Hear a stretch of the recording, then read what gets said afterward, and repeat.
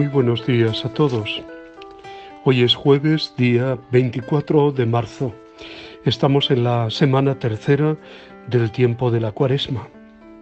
Como todos los jueves, decimos de él, eucarístico y sacerdotal. No dejemos de acudir a la presencia del Señor en la Eucaristía, bien en el sagrario, bien en la custodia, magníficamente expuesto. Pasemos un rato con Él, hagamos un rato de oración eucarística, dando gracias al Señor por todo el bien que nos hace con su presencia, con su entrega, con su amor, con su generosidad. Y pedimos una vez más, aunque celebrábamos ya el domingo pasado y el sábado pasado con la fiesta de San José, el día del seminario, seguimos insistiendo por las vocaciones sacerdotales que tanto necesitamos. Los sacerdotes cada vez somos más mayores, cada vez tenemos que atender más pueblos, más parroquias, cada vez somos menos. Insistamos al dueño de la mies que envíe obreros a su mies. Y pedimos, como digo siempre también, que las familias acojan y reciban con benevolencia, con bondad, la posibilidad de que alguno de sus hijos sea llamado al sacerdocio, como realmente un honor, ¿no? Que la comunidad cristiana sepa cuidar, mimar también en la catequesis, en los niños, en los jóvenes, la posible llamada del Señor. En este día el Evangelio es Lucas 11, 14 al 23. Jesús estaba echando un demonio y sucedió que comenzó a hablar, apenas salió, y la gente empezaba a decir, bueno, ese sí, por arte de Belcebú echa los demonios, ¿no? Por arte del demonio. Y Jesús rebate precisamente todo esto, ¿no? El profeta Jeremías se queja en la primera lectura del día de hoy de que el antiguo pueblo de Israel no se haya convertido, a pesar de que Dios le ha invitado reiteradamente a hacerlo por medio de profetas que le ha ido enviando. Lo mismo ocurre con los contemporáneos de Jesús.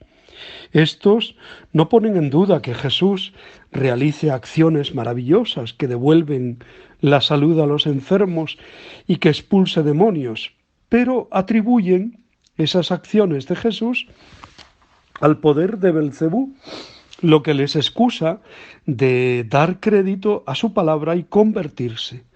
Por eso Jesús les argumenta diciendo que Belcebú no puede actuar contra sí mismo.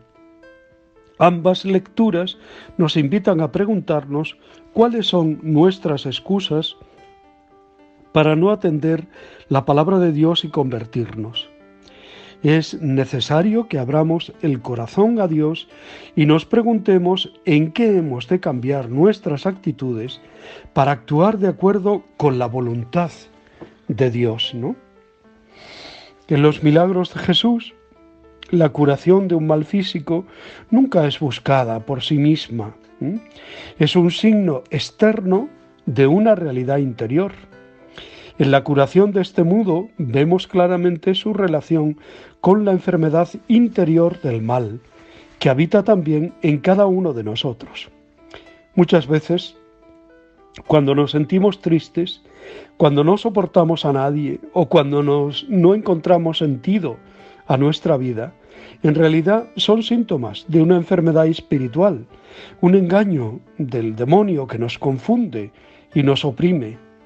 Jesús viene a sacarnos de esa mentira y a devolvernos la voz para proclamar que Él es el auténtico Señor del mundo, que Él ha vencido al mal, que en Él está nuestra alegría y nuestra vida.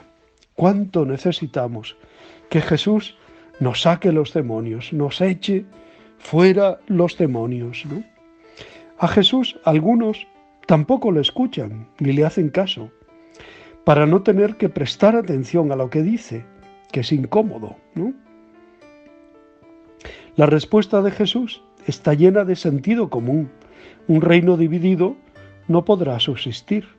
Lo que pasa es que sus adversarios no quieren reconocer lo evidente, que ya ha llegado el reino prometido, que ya ha llegado el que es más fuerte que el maligno y está entablando con él una lucha victoriosa, que no un diálogo, una lucha.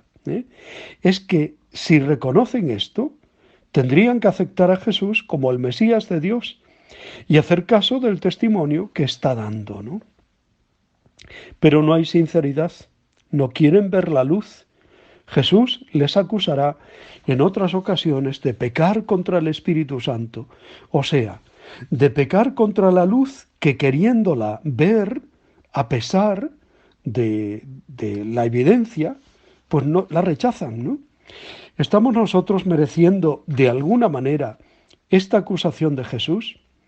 ¿Estamos causándole una desilusión en nuestro camino de este año a la Pascua, que ya está exactamente en su mitad? Hoy 24. El Viernes Santo, durante la adoración de la cruz, cantaremos una lamentación que el profeta pone en labios de Dios. Pueblo mío, ¿qué te he hecho? ¿En qué te he ofendido? Respóndeme. ¿Tendremos que sentirnos aludidos? En el ritual del bautismo hay un gesto simbólico expresivo, el efetá, el ábrete, ¿no?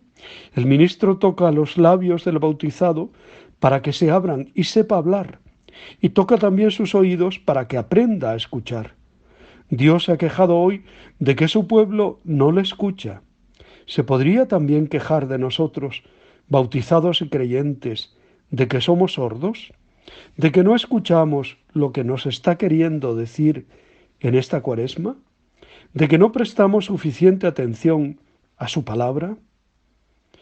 La Virgen María, maestra en esto, como en tantas otras cosas de nuestra vida cristiana, nos ha dado la consigna, que fue el programa de su vida: hágase en mí según tu palabra. O el haced lo que Él os diga. Va por nosotros el salmo de hoy. Ojalá escuchéis hoy su voz, no endurezcáis vuestro corazón. Hoy la Iglesia celebra, entre otros, la memoria de San Óscar Romero. Óscar Arnulfo Romero y Galdámez nació en Ciudad de Barrios el 15 de agosto de 1917 y es asesinado, mártir, en San Salvador el 24 de marzo de 1980. Conocido como Monseñor Romero, fue un sacerdote católico salvadoreño, cuarto arzobispo metropolitano de San Salvador, célebre por sus predicaciones en defensa de los derechos humanos. Como arzobispo denunció en sus homilías dominicales numerosas violaciones de los derechos humanos y manifestó en público su solidaridad hacia las víctimas de la violencia política de su país. Su asesinato provocó la protesta internacional en demanda del respeto a los derechos humanos en El Salvador. Dentro de la Iglesia Católica se le consideró como un obispo que defendía la opción preferencial por los pobres. En una de sus homilías afirmó: la misión de la Iglesia es identificarse con los pobres. Así la Iglesia encuentra su salvación. San Óscar Romero, en la conferencia de Puebla, se reunió con los teólogos de la liberación, a quienes había negado la participación oficial. En Lovaina disipó los prejuicios ante la teología de la liberación. En 1979 fue nominado al Premio Nobel de la Paz a propuesta del Parlamento del Reino Unido. Sin embargo, la laureada con ese galardón ese año fue Santa Teresa de Calcuta. Fue asesinado durante la celebración de una Eucaristía en la capilla del Hospital Divina Providencia en San Salvador. La orden de su asesinato nunca se ha confirmado oficialmente. El 24 de marzo de 1990 se dio inicio a la causa de canonización. En 1994 se presentó de modo formal la solicitud para la canonización a su sucesor Arturo Rivera y Damas. A partir de ese proceso, Monseñor Romero recibió el título de Siervo de Dios. El 3 de febrero del 2015 fue reconocido por parte de la Iglesia Católica como mártir por odio a la fe. Al ser aprobado por el Papa Francisco el decreto de martirio correspondiente y promulgado por la Congregación por la Causa de los Santos. Por eso mismo, en consonancia con los procesos debidos, según lo estipula la misma Iglesia Católica, el 23 de mayo del 2015 fue beatificado en la Plaza Salvador del Mundo. Poco más de 3 años más tarde, el 14 de octubre del 2018, fue canonizado por el Papa Francisco en la Plaza de San Pedro en Roma. La Iglesia Católica lo venera como santo y algunos de sus fieles se refieren a él como San Romero de América.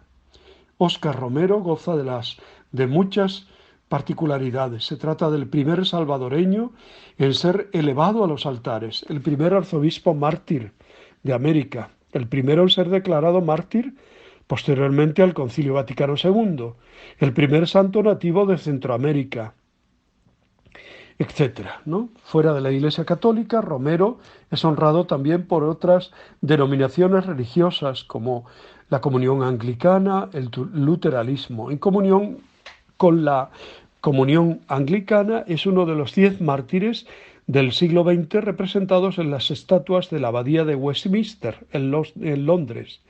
Óscar Romero es admirado aún fuera del mundo cristiano, llegando incluso a ser valorado en los círculos irreligiosos.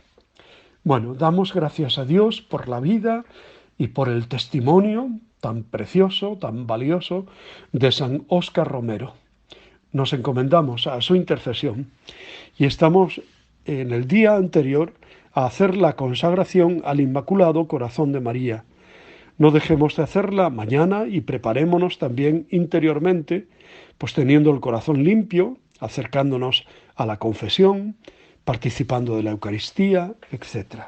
Mañana además es el día de la encarnación del Hijo de Dios. Es la fiesta, la solemnidad de la encarnación del Verbo, ¿no? El Verbo se hizo carne y está habitando entre nosotros. Muy buen día a todos. Os abrazo y os bendigo en el nombre del Padre, del Hijo y del Espíritu Santo. No dejemos de orar por la paz en Ucrania. Os quiero.